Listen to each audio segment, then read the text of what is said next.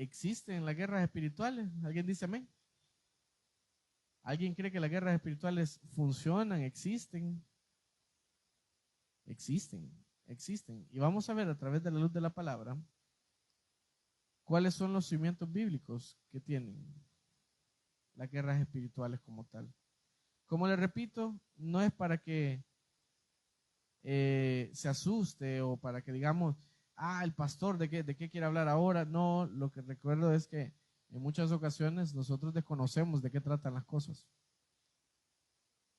En muchas ocasiones nosotros desconocemos qué es lo que la palabra de Dios dice para nosotros poder salir adelante en ciertas áreas en específico. Y eso es lo que quiero que estudiemos en esta noche. Este estudio ya lo habíamos hecho hace un par de años. ¿Existe la guerra espiritual? Existe. Siempre va a existir. ¿En qué parte de la Biblia está y quién lo respalda? Eso vamos a aprender hoy. ¿Qué podemos hacer en contra de ella? Eso vamos a aprender hoy. Así que le invito por favor que vaya conmigo. Efesios capítulo 6, versículo 12. Efesios 6, 12. Cuando lo tenga me da un fuerte amén, por favor. Efesios capítulo 6, versículo 12.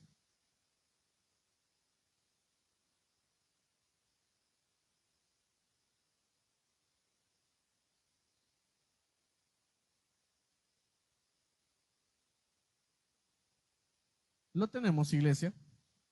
Gálatas, Efesios, Filipenses, Colosenses, Efesios capítulo 6, versículo 12. Cuando lo tenga me da un fuerte amén, por favor. Efesios 6, 12. ¿Lo tenemos? ¿Tenemos, iglesia? Efesios capítulo 6, versículo 12. ¿Qué dice la palabra de Dios? Vamos a leerlo en el nombre del Padre, del Hijo y de su Santo Espíritu.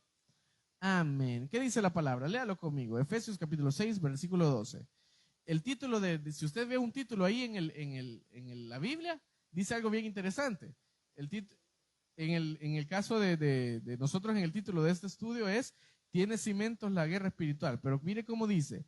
Dice la palabra, si usted lo ve ahí, y si lo dice así, dice los enemigos del guerrero. Eso dice por título. Entonces leamos lo que dice la palabra de Dios, versículo 12. Dice, porque no tenemos lucha contra sangre y carne, sino contra principados, contra potestades, contra los gobernadores de las tinieblas de este siglo, contra huestes espirituales de maldad en las regiones celestes. El mal existe. Siempre se lo voy a dejar de esa manera. Que el Señor añada bendición a su palabra. ¿Alguien dice amén?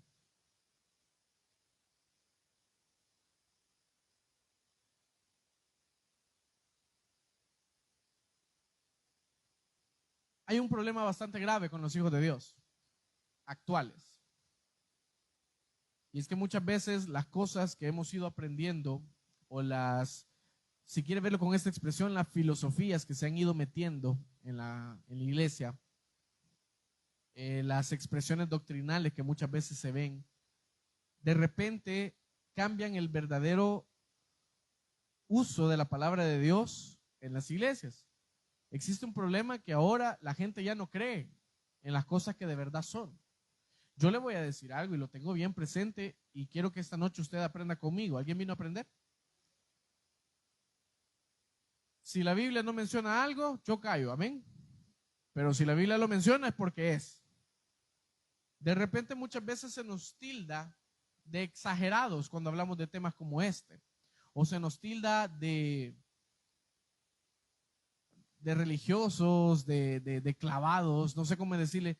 Pero normalmente la gente nos dice, vos como en lo que vos crees, y aún siendo mismos hijos de Dios. Yo quiero que entienda algo en esta noche y que se le sirva para que podamos tener un precepto hoy. El mal existe y está dispuesto a hacernos pedazos en todo momento. El mal siempre va a estar ahí. Como existe el bien, existe el mal. Yo quiero que por favor entienda algo. Es cierto, nosotros somos cubiertos con la sangre de Cristo. ¿Alguien dice amén? Y somos parte de ese ejército ganador de Dios. Amén. Pero eso no significa que somos inmunes ante el mal. El mal siempre va a estar ahí. Las huestes de maldad siempre van a estar ahí. ¿Qué decía el versículo? No es contra una hueste, son contra huestes, son contra varias con las que nosotros luchamos a diario. Y ahí es donde hay que entender lo siguiente. Usted no puede hacerse del ojo pacho ante la lucha espiritual que vivimos. Normalmente los hijos de Dios ahorita están tan acostumbrados a que con solo venir un culto a la semana, con eso tengan ganada la lucha espiritual. Y créanme, no estoy criticando a nadie, no estoy regañando a nadie. Simple y sencillamente le estoy diciendo lo que Dios está poniendo en mi corazón. Queremos ser bendecidos, pero no nos esforzamos en buscar la bendición. Queremos que Dios nos sane y somos personas que no somos quien poder pedirle a Dios de verdad en un lugar como este que nos sane. Déjeme decirle algo con mucho cariño y respeto. La sanidad aquí está. La salvación aquí está. ¿Porque yo estoy? No, porque aquí está la presencia de mi Dios. Y eso hay que tenerlo siempre presente en el corazón. La maldad siempre existe y a eso hay que tenerle cuidado. Lo que pasa es que muchas veces, como repito, hay gente que se pregunta, ¿y en dónde dice eso en la Biblia? Y de verdad es así. Mentira de los pastores para poder engañar a la gente. Mentira, no es así. La maldad existe y hay que tener cuidado con la maldad. Ahora bien, ¿por qué hago mención a esto? Porque lamentablemente esta sociedad y estos cristianos de ahora en día no creen en esto. ¿Y por qué no creen? Por la forma de adoración y por la forma de culto que están haciendo actualmente. En donde todo es válido, en donde todo se puede, en donde Dios es un Dios de amor, pero se les olvida que también es un Dios de fuego consumidor. Con el cariño y el respeto que usted me merece. Yo no le estoy diciendo en esta noche que Dios no le va a perdonar. Es más, Dios ya le perdonó. Yo no le estoy diciendo en esta noche que Dios no le va a sanar. Es más, Dios ya le sanó. Eso es para que lo crea y que tenga fe. Desgraciadamente, ni para eso nos alcanza la fe.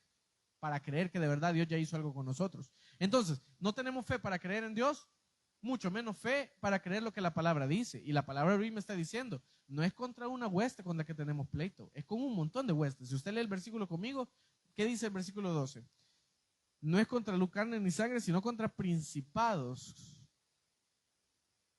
¿Alguien sabe qué es un principado? Pero hay un significado específico de principado como tal, para que podamos entender a qué se refiere. Un principado y una potestad es una fuerza espiritual maligna o demoníaca que busca oponerse a Dios y a sus propósitos. Entonces entendamos algo. ¿Quiénes son los que actúan para que nosotros no salgamos adelante? Los principados y las potestades. O sea, hasta para eso, y por eso esto es un estudio bíblico, para entender qué es lo que dice la palabra de Dios. No son simples demonios, ¿ya? Los principados y potestades que menciona el versículo 12 como tal, básicamente son los que se encargan de que nosotros tropecemos en la vida. Usted me puede decir a mí lo siguiente, ok, a mí me sale todo mal. Ah, entonces hay una lucha con principados y potestades. A eso es lo que hay que tenerle cuidado. Principados y potestades son los que siempre se oponen a la obra de Dios y utilizan personas para siempre evitar su obra. A mí me llama mucho la atención y yo siempre lo he dicho. Hay personas que en efecto no, ni cachan, ni pichan, ni dejan batear. Hay personas que ni dejan hacer, ni hacen tampoco. Y en la iglesia se da muy común eso también, en el hecho que la gente se levanta y dice, no, el pastor no tiene razón, no, lo que dijo es mentira, no, y buscan hasta la más mínima excusa para poder detener la obra de Dios. Son principados y son potestades, y a eso hay que tenerle mucho cuidado. Ahora, ¿por qué le menciono esto? Porque usted tiene que saber contra quién pelea. ¿Quiénes son los que se oponen a hacer la obra de Dios? Los principados y las potestades. Entonces ahora le estoy dando una arma. ¿Cuál? ¿Contra qué va usted a luchar o contra quién va a orar? En contra de los principados y las potestades. ¿Por qué? Porque esos son los que detienen la obra de Dios. En el caso de los problemas de una iglesia, la economía, problemas como los que usted conoce que se han dado en esta iglesia, ¿quién cree que son los que se han levantado? Principados y potestades. Ahora, con nombre y apellido, que el Señor los reprenda, amén. A cada uno de ellos. Principados y potestades. Ahora bien, ¿por qué le menciono esto? Porque eso es lo que dice que es con nuestra guerra. Ahora, ¿qué hace un príncipe? Aquí es donde hay que tener cuidado, porque uno viene y uno dice, Satanás, no, hay que saber contra quién y quién fue. No es que Satanás me tentó. Yo le voy a decir algo y no lo estoy defendiendo al diablo en esta noche, porque no lo voy a hacer jamás. Pero muchas veces el diablo solo está sentado viendo. son las entidades con las que nosotros debemos de luchar. ¿Y cómo luchamos? A través de la oración, a través de ejercitar nuestra fe. Perdóneme, pero nosotros no podemos decir, yo soy un gran hombre de Dios, si no sabemos ni siquiera dónde queda el libro de Apocalipsis. Pregunto, ¿a dónde queda Apocalipsis? En la Biblia. Hay gente que cuando le dice lo que pasa, aquí me da risa, porque hay gente que se clava en esto y lo dice así. ¿Qué pasa con el libro de Enoch? Y mire, hay que tener mucho cuidado. Usted no tiene idea cómo las redes sociales han sido de influencia para confundir a la gente. Incluso hay un estudio que dice que la inteligencia artificial está siendo manipulada por Satanás para poder confundir hasta los mismos cristianos. Después vamos a hablar de eso porque ese es un tema bien amplio. Resulta ser que en TikTok y en todas las redes sociales hay gente que salen videos, bien bonitos los videos, fíjense, bien hechos, que son palabra de Dios y de repente dicen, en el libro de Enoch narra tal cosa. Perdónenme, pero nosotros conocemos como Enoch como un libro apócrifo, significa que no fue tomado en cuenta. Existe, claro que existe, pero sabemos de que lo que dice muchas veces fue una falacia. Entonces, hay gente que cree, hay gente que es muy débil en la fe y dice, no, lo que dice el libro de Enoch, eso es, así fue. Perdóneme, pero el libro de Enoch solo habla de demonios, en la mayoría. Si alguien ha tenido la oportunidad de leerlo, se lo recomiendo, léalo. No para que diga, ahora sé más, no, para conocimiento propio. Otros te cometen otro error, sacan de contexto la Biblia. Fíjese que conozco a alguien, lo quiero mucho, pero no comparto muchas de las cosas que dice. Cuando se ponen espada contra la pared de muchas situaciones. El libro de los Salmos, en un capítulo y un versículo, no recuerdo, dice de la siguiente manera, que al justo hay que tratarlo como justo y al impío hay que tratarlo como impío. ¿Alguien dice amén? ¿Qué pasaría si le digo que eso es mentira? Usted no puede tratar al justo como justo y al impío como impío. Usted debe tratar a las personas como son personas. Porque el último mandamiento que dejó Jesús fue amar a mi prójimo como a mí mismo. Entonces estamos pagando mal por mal. ¿Verdad que no entendemos la Biblia cuando la leemos? Pero cualquiera agarra un versículo. Hay otro ejemplo también. ¿Y por qué estoy hablando de eso? Porque las huestes, en este caso los principados y las potestades, también se encargan de confundir. Todo mundo y todo cristiano y todo religioso dice esta frase: todo lo puedo en Cristo porque Él me fortalece. Amén. ¿Qué pasaría si le digo que esa frase la dijo Pablo mientras estaba en la cárcel y mientras hacía una aclaración de algo? ¿Cuál fue la aclaración? Yo ya viví, yo ya estuve preso, yo ya comí, yo aguanté hambre, yo he sido lo mejor de lo mejor y he hecho también lo peor de lo peor. Por eso puedo decir que todo lo puedo en Cristo que me fortalece. Pero ¿cómo lo sacamos nosotros del contexto? Yo todo lo puedo, entonces yo todo lo puedo. Y lo tomamos como una automotivación, la cual no tiene fundamento. Y ahí hay que tener mucho cuidado. Repito, ¿quiénes son los encargados de confundir y detener la obra de Dios? Principados y potestades. ¿Quiénes se levantan en contra de esta iglesia todos los días? Principados y potestades. A mí me causa gracia porque yo de repente, yo volteo a ver, yo veo todo lo que pasa alrededor mientras estamos en el servicio. Usted no tiene idea cuántas veces la gente se ha puesto ahí y se ha puesto a reír. O critican. La última vez me saqué mucho de cuadro porque hubo una persona que sacó su teléfono y empezó a tomar fotos. ¿Para qué? Primero, es propiedad privada. Segundo, hasta donde yo tengo derecho, yo puedo hacer lo que yo quiera aquí adentro, porque estoy pagando un derecho. Y uno, rapidito, uno solo voltea a ver y uno dice, Señor, ¿qué pasa? Luego me recuerdo que mi lucha no es contra la persona, no es contra el vecino. El vecino no tiene la culpa. Los vecinos no tienen la culpa. Lastimosamente son utilizados por los principados y las potestades. Perdónenme, pero la paz que Dios da es una paz que no tiene ningún precio. Por eso es que utilizamos el jueves para estudiar la palabra, porque a mí me encantaría hoy decirle, y en el nombre de Jesús usted va a sanar, me encantaría, pero no, hoy vamos a aprender. Por eso es el jueves. Eso se lo dejo para los demás cultos. Porque los principados y las potestades, ¿qué cree que hacen? ¿Por qué cree que este culto es el más solo?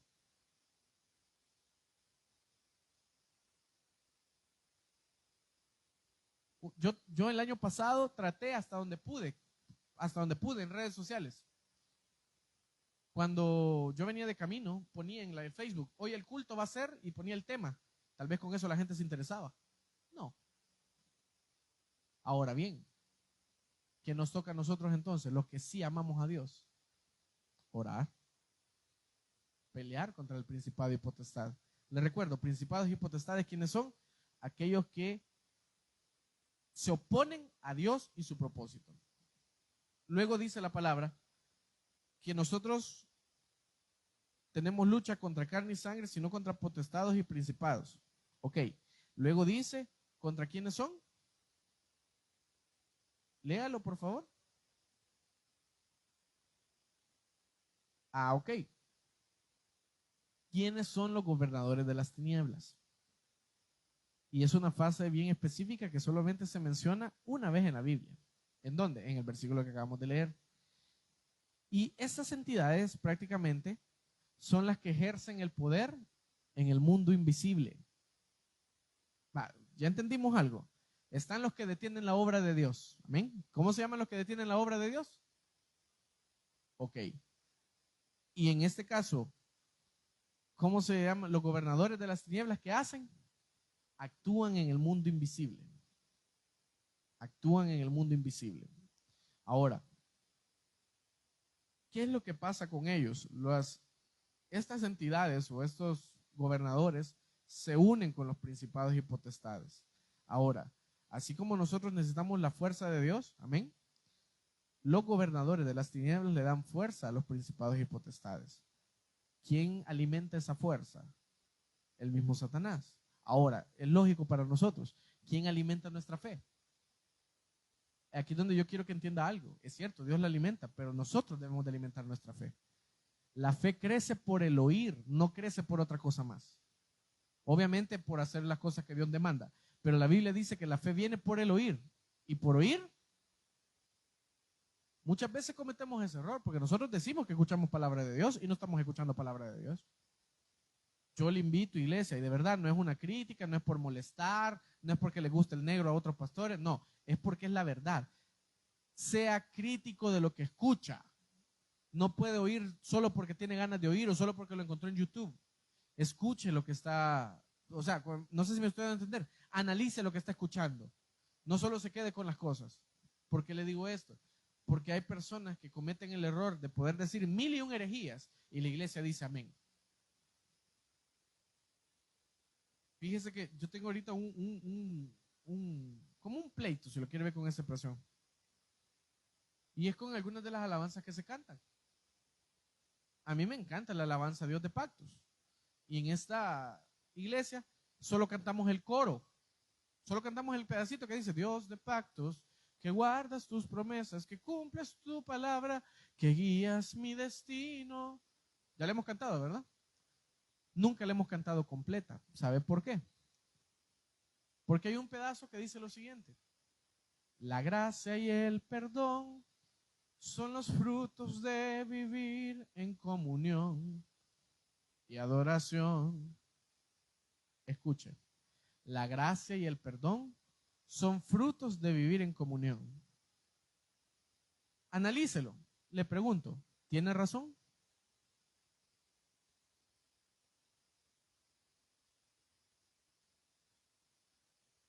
Dos coras a que me conteste ahorita.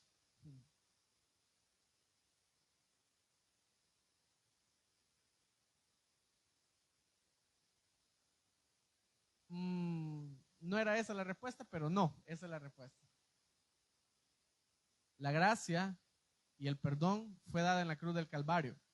Y uno no necesita nada más que acercarse a Dios para tener esa gracia. No es el fruto de estar en comunión y adoración. ¿Ya? El perdón está ahí. No es un fruto, es un regalo. El perdón ahí está. No es un fruto. Entonces, para esa gracia, sigamos pecando y luego venimos aquí, pidamos perdón y va a venir la gracia a nosotros. No se trata de eso. Ahora bien, yo no estoy diciendo que es del diablo la canción, no, es más, aquí la seguimos cantando, no hay ningún problema. Pero ¿a qué voy con esto? ¿Cómo cree que va? Eso es algo sencillito, algo chiquito. algo que es en una alabanza. Y con los pastores que ustedes oyen en YouTube, digo ustedes porque yo no oigo ni uno. De vez en cuando escucho a Dante Gebel, de vez en cuando me chollan los cables. Muchas veces cometemos ese error. ¿Sabe? Decía el hermano Toby, y tiene toda la razón, y le doy la razón. Aquí hay una iglesia ahora que se está levantando muy fuerte. Y esa iglesia se está levantando con un avivamiento muy bonito. Pero el problema es que han transversado todo lo que dicen. ¿Por qué le digo esto? Porque han traído a la profeta no sé quién, al profeta no sé quién, al profeta no sé quién, al profeta no sé quién, a la profeta no sé quién. Y usted me dirá, pastor, pero usted trajo un profeta una vez aquí. Mentira, traje un evangelista, no un profeta. Hasta para eso hay que tener cuidado, qué es lo que uno dice. Y cuando dicen las cosas, ellos profetizan y profetizan en su carne. Profetizan en lo que ellos creen. A mí me da no sé qué, porque de repente la gente, ¿cómo cree que eso es llenura del Espíritu Santo? Y déjeme decirle algo, la primera forma del Espíritu Santo en nosotros es tener paz. Si usted vive como perro y gato, entonces usted no tiene el Espíritu Santo, aunque tenga 40 años de estar en una iglesia. Porque el Espíritu Santo lo primero que hace es dar paz. ¿Y qué hacen los profetas? Prepárate, dice el Señor. Prepárate. ¿Prepárate para qué? Si las cosas van a pasar, que pasen, perdóneme. Y aun cuando pasen, yo voy a estar en paz. Pero ¿qué hace uno? Dice el Señor que te prepares, que viene prueba. Ay, sí, ahí viene la prueba, ahí viene la prueba. No. ¿Contra quién es nuestra lucha? Y si le digo que las potestades también se disfrazan de cristianos. Y si le digo que las potestades también se disfrazan de pastores. Y si le digo que las potestades se disfrazan de amigos, creyendo que nos van a dar la razón en algo y no hay. Porque Dios es grande y porque Dios es fuerte y porque Dios es maravilloso, no hemos sido consumidos. Alguien dice amén. Gloria al Señor. Pero déjeme decirle algo, Satanás se ha estado muy perro con cada uno de nosotros. ¿Cuántas veces ha intentado cerrar esta iglesia? Muchas. Y usted ni cuenta se da, porque esa batalla me la he hecho yo solo. ¿Cuántas veces intentó separar a la familia? Muchas. En algún momento hasta lo logró. Pero nosotros seguimos luchando. Y eso creen que es obra de Dios, perdóneme, pero la obra de Dios permanece y permanece para siempre. Hoy lo voy a decir con toda la autoridad del mundo, si una obra de Dios tiene que cerrar, entonces nunca fue de Dios.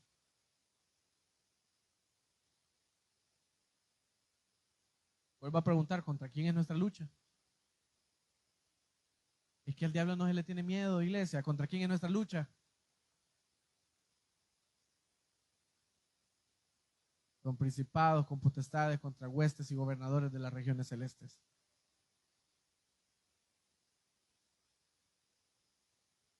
A eso vamos. ¿Qué es lo que dice la Biblia que hay que hacer? No me adelanten el sermón. A eso vamos. Repito, al diablo no se le tiene miedo. ¿Y por qué lo digo con esta convicción? Porque aprendí a no tenerle miedo al diablo en esta semana anterior. Él puede estar ahí, y él puede actuar, y él puede atacar, pero es mayor el que está en mí que el que está fuera de él. Y eso lo tengo bien claro. Yo quiero que esa convicción la tenga usted. Téngalo por seguro que el diablo le va a atacar. Es más, perdóneme, el diablo lo va a usar. ¿Sabe por qué? Porque no queremos ser usados por Dios. Mejor él aprovecha que usarnos. Yo sé que en esta iglesia no pasa, pero ¿sabe cómo nos usa Satanás? Y lo digo en general. Cuando queremos ser piedra de tropiezo, como con los pobres hermanos que vienen a la casa de Dios. ¿Será que el pastor dijo algo? ¿Tendrá razón el pastor? No duden lo que el pastor está diciendo, porque lo está diciendo a través de Dios. 1, 2. Ese es un tipo de prueba, un tipo de piedra de tropiezo. Hay otro peor, que es el que queremos ponerle zancadilla a los demás. De repente viene alguien y quiere deshacer lo poco, lo mucho que el Señor ha logrado en este lugar. No, mi hermano. Yo en lo personal, yo soy el primero ahora que con toda la fe y la autoridad del mundo digo que se vaya el diablo. No lo necesito en este lugar. Y si eso significa que alguien se tiene que ir, que se vaya. ¿Por qué digo esto? Porque a pesar de todo, iglesia, es cierto, somos una iglesia bastante, hasta cierto punto liberal. Pero no voy a perder mi raíz original en donde dice que sin santidad nadie verá al Señor. ¿Por qué le digo esto? Porque de eso se trata. Uno no entiende que es una lucha espiritual la que vive todos los días. Ahora, perdóneme la expresión, más es aquel que no entiende que es una lucha espiritual la que está viviendo y se deja guiar por Satanás. Perdóneme, pero a la casa de Dios no se viene a buscar ni mujer ni marido. A la casa de Dios no se viene a molestar a las personas pidiéndoles prestado dinero. A la casa de Dios no se viene a ver, hoy mira el pastor, hoy vino de color azul. ¿Qué le importa de qué color vine? Venga por la palabra de Dios. Es que vamos a ir porque pobrecito, él solito, perdóneme. Aquí está Dios y es más que suficiente.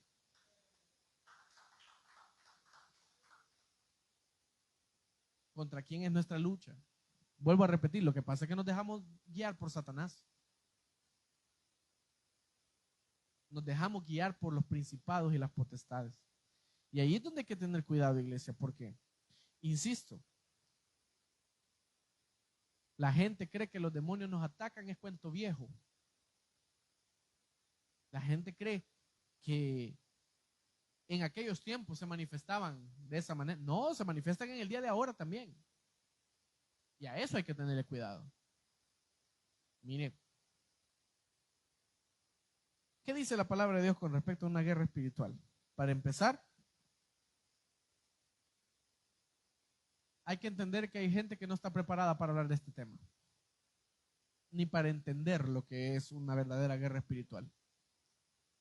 Hay gente que cree que porque hacen ayunos todos los días son espirituales. No, ellos aguantan hambre. Hay gente que cree que porque entre más grande es el grito, más grande es el poder. No, yo puedo decir así, tal cual como está hablando suave, en el nombre de Jesús, en el nombre poderoso de Jesús, vamos a recibir sanidad.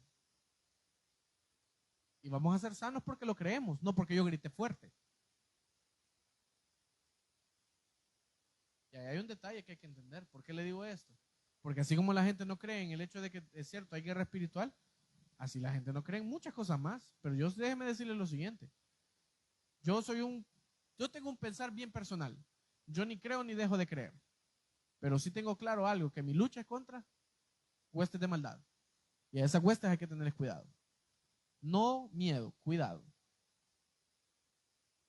¿Usted cree que es normal que nos enfermemos todos al mismo tiempo? ¿Usted cree que es normal que a todos nos falte el dinero al mismo tiempo? Siendo como somos agradecidos con Dios. Mire, volví a escuchar el sermón de mayordomía. El mismo sermón que le predico a usted de mayordomía es el mismo que escuché allá en Ecuador. Y me di cuenta de algo. No amamos a Dios, iglesia. No me mienta. No amamos a Dios. Si amáramos a Dios, hiciéramos tal cual lo que Él tiene para con nosotros. Y en eso voy en la colada yo también. Yo también puse mi barba en remojo. Si nosotros amáramos a Dios, fuera diferente la actitud en este lugar. Si nosotros amáramos a Dios, no hubiera necesidad de estarle pidiendo que colaboremos con la iglesia. Si nosotros amáramos a Dios, no estuviéramos enfermos. Y usted me dirá, pero yo amo a Dios. Sí, pero todavía no dejamos eso que nos ata todavía. Y ahí es donde hay un problema. ¿Pero qué le estoy enseñando hoy? Que esas son huestes y potestades, las cuales las vamos a echar fuera en el nombre de Jesús. No solo hay que señalar el problema, también hay que buscar la solución. Ese es el problema de la iglesia actual, que la iglesia actual solo señala, solo dice, pecador, pecador, pecador, pecador, pero no nos enseña a salir de ese pecado. Y déjeme decirle algo, no hay solución mejor para el pecado y el pecador que la sangre de Cristo lavándonos a cada uno de nosotros. Pero esa sangre de Cristo hay que buscarla, no va a venir solita. Qué serios están.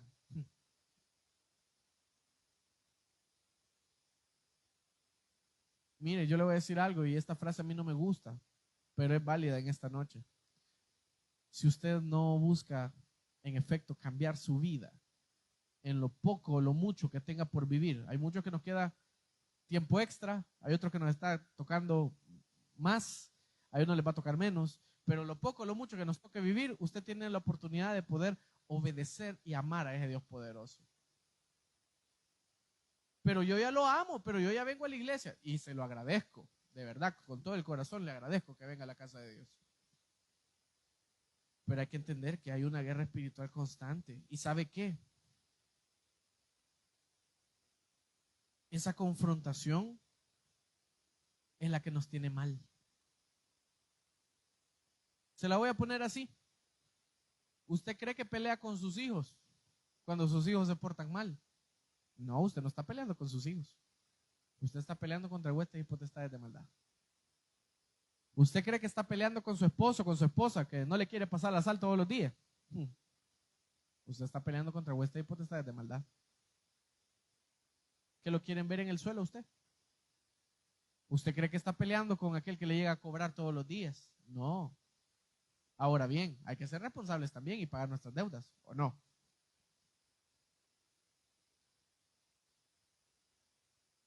Porque aquí es donde hay que tener el cuidado respectivo. No podemos decir, sí, el diablo es mentira, somos nosotros los que también no colaboramos. Ahora, ¿cuál es la solución entonces? ¿O qué es lo que tenemos que hacer para poder tener un cimiento que en efecto la Biblia nos dice qué hacer para evitar la guerra espiritual y para ganarla como tal? No se vaya tan lejos. Efesios capítulo 6, versículo 10, vaya conmigo. ¿Lo tenemos? Hay dos recomendaciones que dice, que hace Pablo para poder nosotros luchar una guerra espiritual de ese tipo. ¿Lo tenemos? ¿Qué dice? ¿Lo tenemos? Efesios 6:10. ¿Lo tenemos, iglesia? ¿Qué dice la palabra? Léalo conmigo. Por lo demás, hermanos míos, ¿qué hay que hacer?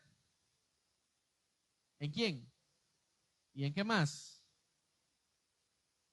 ¿Cómo se pelean las batallas? Fortaleciéndonos en el Señor, no fortaleciéndonos en nadie más. Ese es otro error que cometemos como iglesia. Le hacemos caso a todo el mundo, menos a la palabra de Dios. Cuando la Biblia nos dice fortaleceos en el Señor, está haciendo referencia al hecho de que hay que hacer todas esas cosas que nosotros conocemos que son de beneficio para cada uno de nosotros. Por ejemplo, el poder orar, el poder ayunar, el poder hacer vigilia, el poder leer la palabra de Dios, el poder cantar alabanzas, el poder hacer evangelismo. Eso significa fortalecerse en el Señor. Aquí es donde yo digo y vuelvo a chacar lo mismo otra vez. ¿Cómo podemos decir nosotros que estamos fortalecidos en Dios si ni siquiera venimos? Y créame, no estoy molestando a nadie, estoy molestándolos a todos. ¿Cómo podemos decir que nos fortalecemos en el Señor si somos incapaces de leer un versículo en la Biblia? Pastor, yo espero que me salga en la aplicación. Que el teléfono le hable entonces, ok. Depende usted del teléfono. ¿Cómo quiere usted que nos fortalezcamos en el Señor si somos desobedientes a su palabra? Ahí hay un detalle grande que podemos tratar en esta noche. ¿Qué significa obedecer la voz de Dios? Y puede significar muchas cosas, pero en esta noche solo me voy a limitar a una sola cosa, poderle decir, obedecer la voz de Dios es hacer su voluntad y cumplir con sus mandamientos. ¿Y cuántos mandamientos tiene la Biblia? Si usted me dice 10, le voy a dar un cocorrón porque no tiene 10, tiene un montón. 10 eran los famosos que hizo Moisés. Luego vino Jesús y los resumió en 2. Pero mandamientos son todas las órdenes que la Biblia tiene. Y si usted quiere vivir bien, toca obedecerlas. ¿Por qué le digo y menciono esto? Porque nosotros mismos somos culpables de cómo estamos, iglesia. Dice ahí la palabra que para vencer hay que fortalecerse ¿en quién? ¿En quién? En el Señor, ¿verdad? Pero ¿cómo se fortalecen todos? Viendo novelas, viendo el TikTok. Y créame, no quiero sonar como pastor calcitrante. Solo le estoy diciendo la verdad. Luego dice el versículo 11, léalo conmigo. 11. ¿Vestidos de qué? De toda la armadura de quién. ¿De quién? Para poder estar firmes contra quién.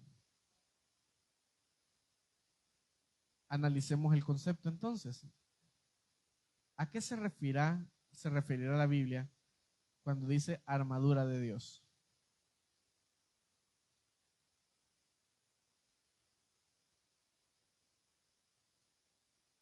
¿Qué cree que es una armadura de Dios? Aquí es otra cosa, que aquí es donde le digo que los pastores no enseñan. ¿A qué se refiere la armadura de Dios como tal? La mayoría cree que la armadura es leer la palabra, sí, es válido, pero le voy a explicar a qué se refería. La armadura de Dios que se describe ahí en Efesios capítulo 6 es una metáfora para empezar. ¿Qué es una metáfora? Una simulación o explicación de. Les recuerdo, la Biblia está llena de mucha riqueza literaria. Ahora bien, ¿a qué hace referencia entonces la armadura de Dios? A las herramientas espirituales que los cristianos deben usar para protegerse y luchar contra las tentaciones de Satanás. Ahora, ¿cuáles pueden ser esas herramientas? Y aquí me encanta, porque las menciona también de una y de otra manera. Esas herramientas son el cinturón de la verdad, el calzado del evangelio de la paz, el escudo de la fe, el yelmo de la salvación y la espada del espíritu, que es la palabra de Dios. ¿Qué significa, por ejemplo, cuando hablamos del cinturón de la verdad? Simboliza la honestidad y la fidelidad que nosotros tenemos a la verdad de Dios. Vaya, entonces por ahí empecemos. Lo primero que significa usar la armadura de Dios es que tenemos que ser honestos.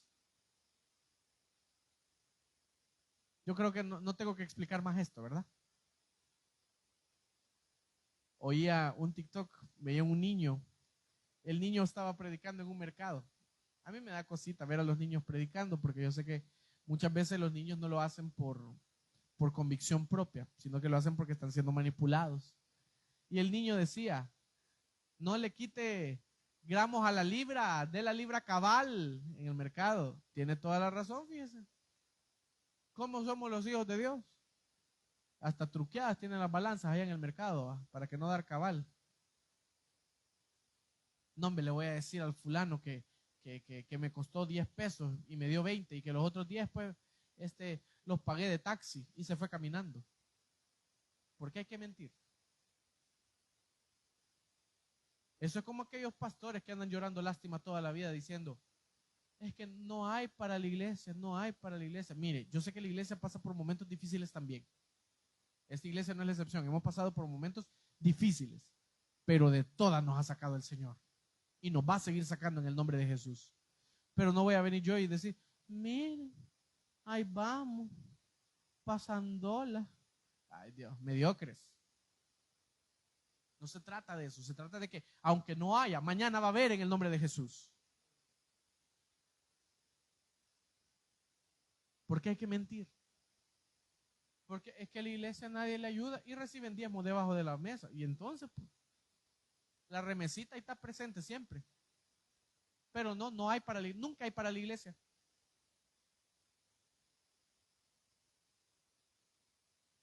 Tenemos un serio problema de honestidad. Pero ¿sabe quién hace que esa honestidad no llegue a la casa de Dios? ¿Se acuerda de quiénes hablamos al principio?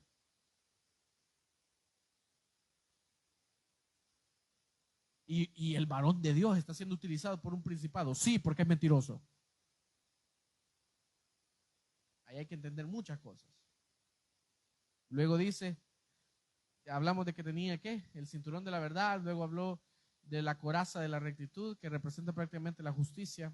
Y la justicia es lo que Dios hace en nosotros, prácticamente, cuando le recibimos. Luego habla del calzado del evangelio. Vaya, aquí quiero que hagamos algo bien claro. No basta solo con ser oidores. Hay que ser hacedores de la palabra. Amén.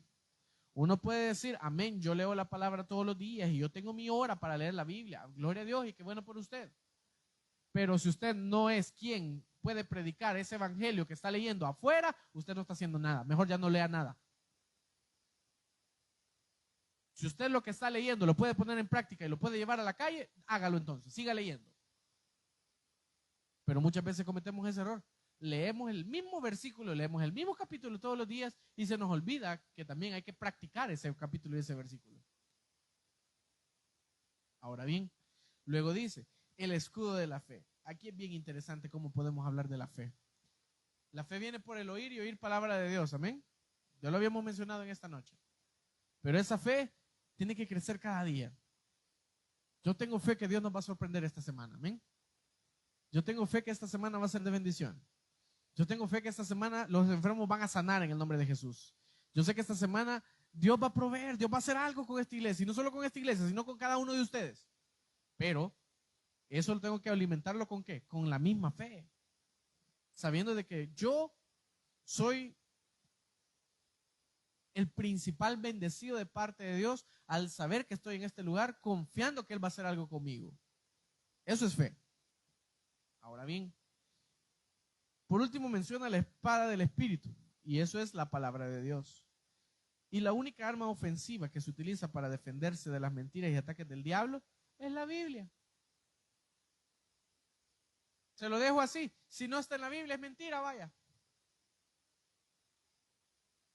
Normalmente ahí es donde vuelvo y repito que cometen errores la mayoría de predicadores que de repente dicen, no es que tal y tal cosa, no es que tal y tal cosa, no es que tal y tal cosa. Sí, está en la Biblia. Si está en la Biblia, entonces hagámoslo, si no, no.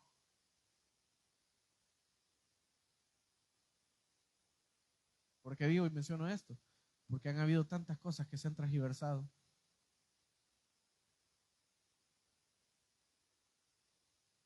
Créame que en lo personal yo siempre he pensado y siempre he dicho, en la misericordia de Dios Él puede hacer grandes y maravillosas obras. Pero Él es el único quien puede cambiar cada uno de esos detalles. Yo quiero cerrar esto prácticamente porque ya es hora. Y quiero que se quede con eso. Su lucha no es contra carne ni sangre. Es contra huestes y potestades de maldad. Hay que estar listo ante estas huestes y potestades en todo momento. Y cuando usted pueda, sepa que el Señor va a hacer con nosotros grandes y maravillosas obras. De verdad, luche por su bendición. Dese cuenta que lo que usted vive, que es anormal hasta cierto punto, no viene de Dios, viene de Satanás. Y hay que estar seguros. A Satanás no se le tiene miedo. A Satanás se le vence con la armadura de la fe. Se le vence sabiendo que nosotros tenemos la autoridad de parte de Dios para poder vencerlo. ¿Alguien aprendió algo en esta noche? Dele un fuerte aplauso a nuestro Dios entonces. Decimos, Padre, gracias porque usted ha sido bueno y maravilloso con nosotros. Padre, bendigo